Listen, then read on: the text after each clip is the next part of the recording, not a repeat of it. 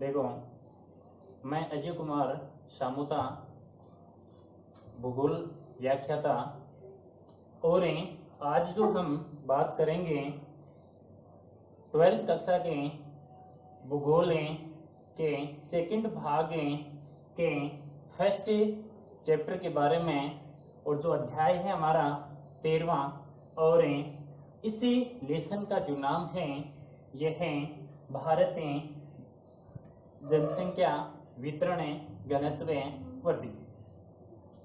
हमें इस लेसन के अंदर जनसंख्या, भाई जनसंख्या क्या होती है, किसे कहते हैं, सर्वाधिक जनसंख्या भारत में कहाँ है, न्यूनतम जनसंख्या कहाँ है, तथा इसके बाद में जनसंख्या का वितरण, भाई जनसंख्या का जो फैलाव है वह कैसे है, कहाँ जनसंख्या ज्यादा निवास करती है, कहाँ जनसंख्या कम निवास करती है, भाई जनसंख्या का जो फैलाव है किन क्षेत्रों में सर्वाधिक है और किन क्षेत्रों में कम है, तथा इसके बाद में हमें घनत्व के बारे में बात करेंगे, प्रति वर्ग किलोमीटर में निवास करने वाले लोगों की संख्या के बारे में। इसके बाद में जनसंख्या वृद्धि के बारे में बात करेंगे। तो देखो, सबसे पहले हमें इस अध्याय में पढ़ने से पहले जनगणना के बारे में जानकारी प्राप्त करना आवश्यक है। तो देखो, जनगणना क्या होती है, किसे कहते हैं जनगणना, या जनसंख्या के लिए जनगणना क्यों आवश्यक है। तो जनगणना देखिए, किसी देश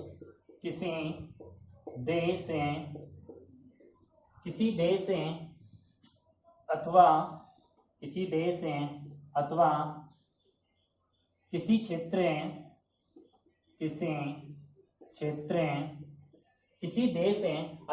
में लोगों के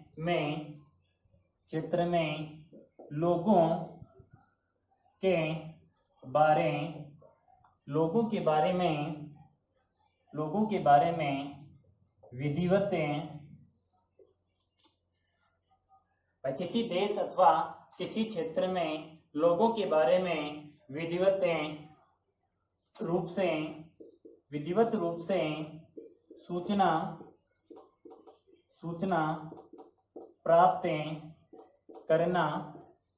प्राप्त करना तथा आंकड़े या फिर कहें रिकॉर्ड, तो हम ये भी कह सकते हैं कि आंकड़े या फिर रिकॉर्ड तैयार करना ही क्या कहलाता है, जनगणना कहलाता है। तथा जनगणना सबसे पहले कब हुई, किसके समय काल में हुई, तो इसके बारे में हम बात करें आगे। तो सबसे पहले देखें कि एक मोरलैंड नामक विद्वान हुए थे, मोरलैंड नामक विद्वान हुए थे। इस विद्वान के अनुसार भारत की जो जनसंख्या बताई गई यह है 17वीं शताब्दी के प्रारंभ में। कब बताई गई, 17वीं शताब्दी के प्रारंभ में बताई गई, और यह बताई गई 10 करोड़, कितनी बताई गई, 10 करोड़ अनुमानित जनसंख्या बताई गई। तथा इसके बाद में 1850 ईस्वी में भारत की जो जनसंख्या बताई गई यह जनसंख्या 15 करोड़ अनुमानित की गई। तो हमने देखा कि जनगणना क्या होती है, भाई किसी देश अथवा किसी क्षेत्र में लोगों के बारे में विधिवत रूप से सूचना प्राप्त करना तथा रिकॉर्ड तैयार करना ही जनगणना होती है।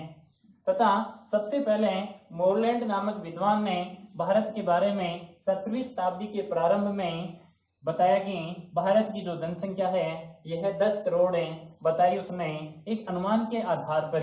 यह बताया जो है यह एक अनुमान के आधार पर इसने बताया, और इसके बाद में 1850 में एक अनुमान के आधार पर ही बताया गया कि भारत की जो जनसंख्या है वह कितनी है, 15 करोड़। इसके बाद में हम बात करें कि भारत के अंदर जो पहली जो जनगणना हुई वह 1872 ईस्वी में, कब हुई? 1872 ईस्वी में हुई। और यह जो जनगणना ब्रिटिश शासन काल में, ब्रिटिश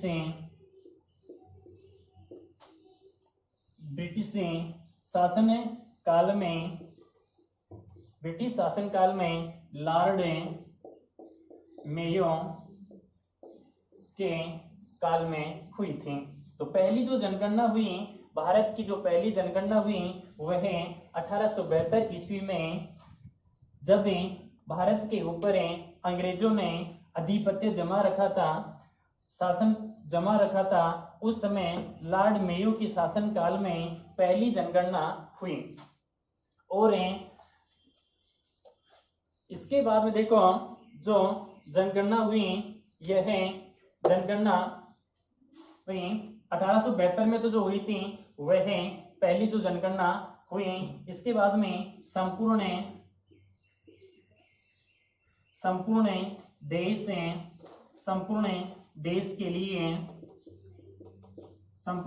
देश के लिए समान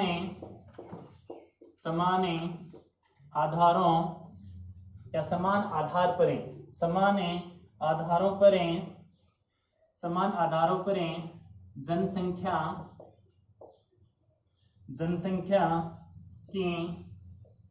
जनसंख्या की पूर्ण गणना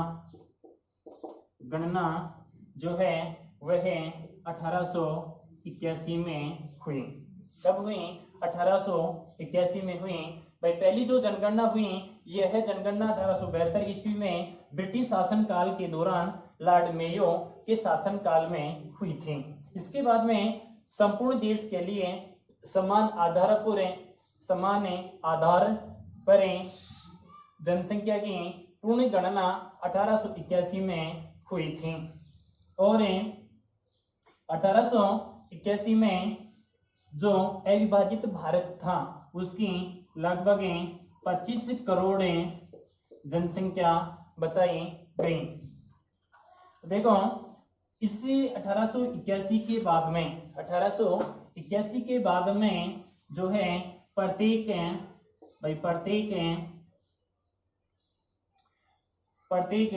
10 वर्ष के अंतराल पर लगातार जो जनगणना शुरू हो गई। तो विधिवत रूप से कहें कि जनगणना कब से शुरू हुई, तो 1881 से। और यह उस समय जो शासन था यह लॉर्ड रिपन का था। किसका था? लॉर्ड रिपन के शासन काल से जो है वह जनगणना नियमित रूप से शुरू हुई। तो ये तो बात की हमने कि जो जनगणना है क्या है, जनसंख्या के बारे में जो हम आंकड़े प्राप्त करते हैं इसके बारे में। तो जनगणना देखो किसी देश अथवा किसी क्षेत्र के लोगों के बारे में विधिवत रूप से सूचना प्राप्त करना तथा रिकॉर्ड तैयार करना है, उसे हम क्या कहते हैं? जनगणना कहते हैं। पहले जो विद्वान हुए हैं मोरलैंड ने 17वीं शताब्दी में 17वीं शताब्दी के प्रारंभ में भारत की जो जनसंख्या बताई वह 10 करोड़ बताई तथा 1850 ईस्वी में 15 करोड़ भारत की जनसंख्या को अनुमानित बताया गया। ये तो था एक अनुमान के आधार पर लेकिन जो संपूर्ण जो भारत है इसमें जो पहली जो जनगणना हुई, यह पहली जनगणना 1872 ईस्वी में ब्रिटिश शासन काल में लॉर्ड मेयो के शासन काल में हुई तथा संपूर्ण देश के लिए समान आधारों पर जनसंख्या की पूर्ण गणना 1881 में हुई। और उसके बाद में प्रत्येक 10 वर्ष के अंतराल के बाद में जनगणना होने लगी। तो इस समय जो है यह लॉर्ड रिपन के शासन काल में यह जनगणना हुई थी। और यहाँ जो अविभाजित भारत मतलब पाकिस्तान और भारत उस समय में विभाजित नहीं हुआ था, तो उस समय भारत की जो जनसंख्या बताई गई है वह 25 करोड़ बताई गई है। तो ये तो बात की हमने जनगणना की। इसके बाद में हम बात करते हैं कि हमारी जनसंख्या क्या होती है और भारत की जो जनसंख्या है वो कितनी है। देखो जनसंख्या के बारे में हम बात करें कि जनसंख्या क्या है, तो ये देखो जनसंख्या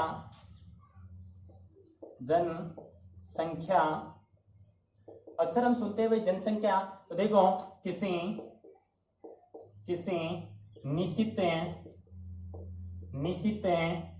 क्षेत्र किसी निश्चित क्षेत्र में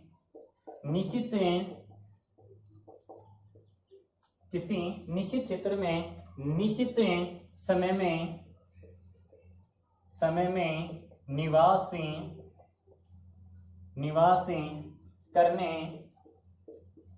करने वाले लोगों की कुल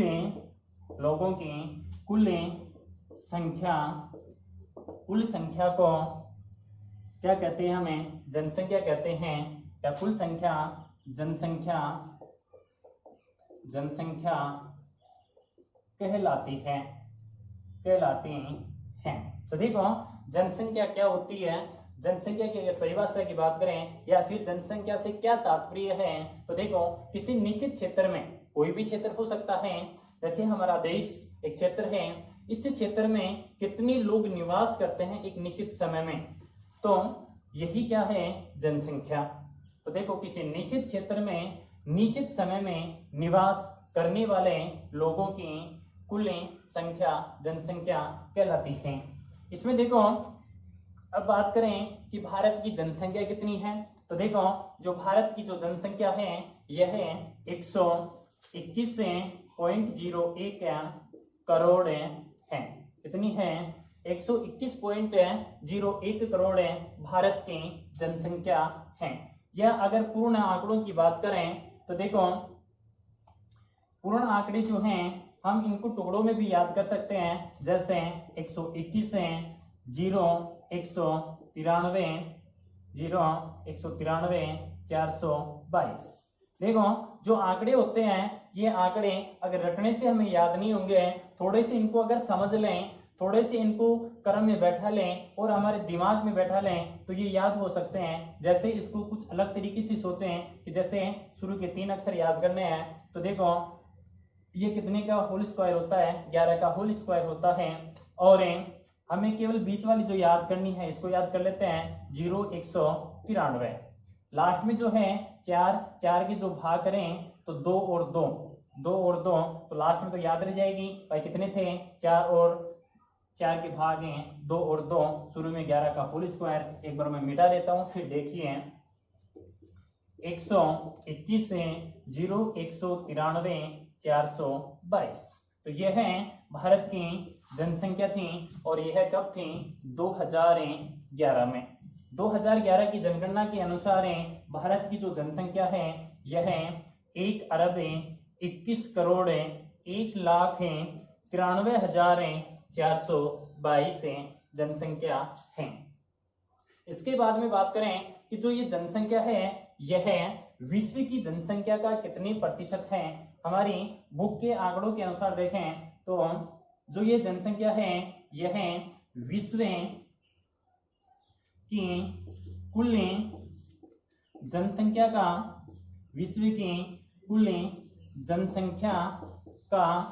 17.5% है। कितनी है? 17.5% है। देखो यहां से क्वेश्चन हो सकता है हमारा कि भारत की जो जनसंख्या है यह विश्व की जनसंख्या का कितनी प्रतिशत है, तो ये देखिए 17.5% है। विश्व की जनसंख्या का कितनी प्रतिशत है? 17.5% है। तो देखो अगर स्थान की बात करें तो भारत का जो स्थान है यह चीन के बाद में द्वितीय स्थान है। तो देखो प्रथम स्थान पे चीन और चीन में सर्वाधिक जनसंख्या पाई जाती है और इसके बाद में दूसरा जो स्थान आता है हमारे भारत का आता है। तो हमें ये याद करना है कि पहला जो स्थान है किसका है? चीन का है। दूसरा जो स्थान है वह किसका है? भारत का है। इसके बाद में जो आते हैं हमारे संयुक्त राज्य अमेरिका, इंडोनेशिया, ब्राजील है। लेकिन हमें शुरू के जो ये हैं इनको याद रखने हैं कि प्रथम स्थान किसका है, चीन का। द्वितीय स्थान है वह किसका है, भारत का। यहाँ बात करें तो भाई विश्व की जो जनसंख्या कितनी है, तो आपने बात की होगी। पहले बात करेंगे हम फर्स्ट भाग में कि यह जो 2013 के अनुसार 714 करोड़। तो देखो यहां तक हमने बात की कि भाई भारत की जनसंख्या जो है यह कितनी है और विश्व में इसका स्थान है कौन सा है, तो दूसरा स्थान है। तथा विश्व की कुल जनसंख्या का यह कितनी प्रतिशत है, यह 17.5% है। इसके बाद में हम बात करें भारत के संदर्भ में, भारत के संदर्भ में बात करें तो भारत की जनसंख्या हो गई, इसमें सर्वाधिक व न्यूनतम की बात करेंगे तो भारत में सर्वाधिक जनसंख्या वाले राज्य, सर्वाधिक जनसंख्या वाले राज्य तथा न्यूनतम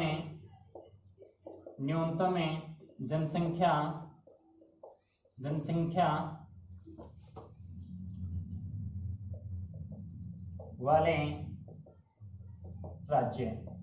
न्यूनतम जनसंख्या वाले राज्यों की बात करें तो देखो सर्वाधिक जनसंख्या वाले राज्य तो है हमारे, पहला स्थान आता है उत्तर प्रदेश, इसका है उत्तर प्रदेश का। सर्वाधिक जो जनसंख्या है वह किसकी है, उत्तर प्रदेश की है। दूसरा जो स्थान आता है हमारा महाराष्ट्र का, इसका आता है महाराष्ट्र का। तीसरा जो स्थान आता है हमारा बिहार का आता है। और चौथा जो स्थान आता है, यह चौथा जो स्थान है यह आता है हमारा पश्चिमी बंगाल का। पांचवें पे बात करें तो जो है आंध्र प्रदेश, पांचवें स्थान पे है हमारा आंध्र प्रदेश। और न्यूनतम जनसंख्या वाले राज्यों की अगर बात करें तो न्यूनतम जनसंख्या वाले राज्य में सबसे प्रथम स्थान पे जो है यह है सिक्किम। कौन सा है, सिक्किम है, यह प्रथम जो न्यूनतम जनसंख्या वाले राज्य में आता है। दूसरा जो है यह है मिजोरम है। और तीसरे स्थान पे जो है हमारा अरुणाचल प्रदेश आता है। चौथे स्थान पे जो है हमारा गोवा, चौथे स्थान पे जो है यह गोवा आता है। और गोवा क्षेत्रफल की दृष्टि से सबसे छोटा राज्य भी है। पांचवें स्थान पे अगर हमें बात करें तो देखो नागालैंड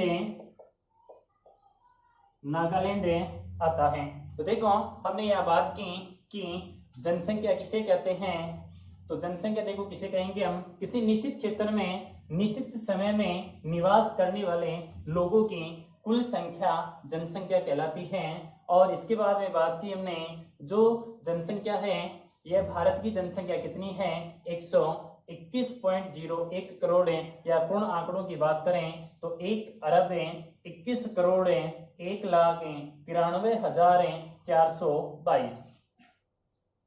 यह जो जनसंख्या है यह विश्व की जनसंख्या का 17.5% है। और जो भारत की जो जनसंख्या की दृष्टि से भारत है दूसरे स्थान पर आता है। प्रथम जो स्थान है यह किसका है, चीन का, प्रथम स्थान चीन का। द्वितीय स्थान पे आता है हमारा भारत है। अगर तीसरे की बात करें तो हमारा संयुक्त राज्य अमेरिका और फिर इंडोनेशिया, ब्राजील आदि। आगे बात करें तो देखो भारत के अंदर सर्वाधिक और न्यूनतम जनसंख्या वाले राज्य हैं। तो भारत में सर्वाधिक जनसंख्या वाले जो राज्य हैं वह हैं उत्तर प्रदेश, महाराष्ट्र, बिहार, पश्चिमी बंगाल, आंध्र प्रदेश। तो ये तो जो हैं वे सर्वाधिक जनसंख्या वाले 5 राज्य हैं। और न्यूनतम जनसंख्या की बात करें तो न्यूनतम जनसंख्या वाले जो राज्य हैं उनमें सबसे प्रथम स्थान पे तो आता है सिक्किम। भाई सबसे कम जनसंख्या वाला राज्य अगर पूछें तो कौन सा है हमारा, सिक्किम। दूसरे स्थान पर मिजोरम, तीसरे पे अरुणाचल प्रदेश, चौथे पे हमारा गोवा और पांचवें पे हमारा नागालैंड। तो ये बात की हमने जनसंख्या के बारे में। जनसंख्या के बारे में थोड़ा सा और देखें तो भाई जनसंख्या जो है, देखो जनसंख्या किसी भी देश के, भाई किसी भी देश के आर्थिक विकास, भाई जनसंख्या किसी भी देश के आर्थिक विकास का सूचक जनसंख्या होती है। भाई किसी भी देश के आर्थिक विकास का सूचक किसको बताया गया है? जनसंख्या को। आर्थिक विकास का सूचक कैसे? देखो कि मानव जो है, भाई मानव है वह प्राकृतिक संसाधनों का उपयोग करके, भाई प्राकृतिक जो संसाधन है उसका उपयोग करके देश के विकास में महत्वपूर्ण भूमिका निभाता है। भाई जो भी प्राकृतिक संसाधन होते हैं उन प्राकृतिक संसाधनों का उपयोग करके देश हित में या देश के विकास में महत्वपूर्ण भूमिका निभाता है। देखें कि जो संसाधन है, भाई संसाधन है किसी भी देश में, भाई संसाधनों की अपेक्षा जनघनत्व या जनसंख्या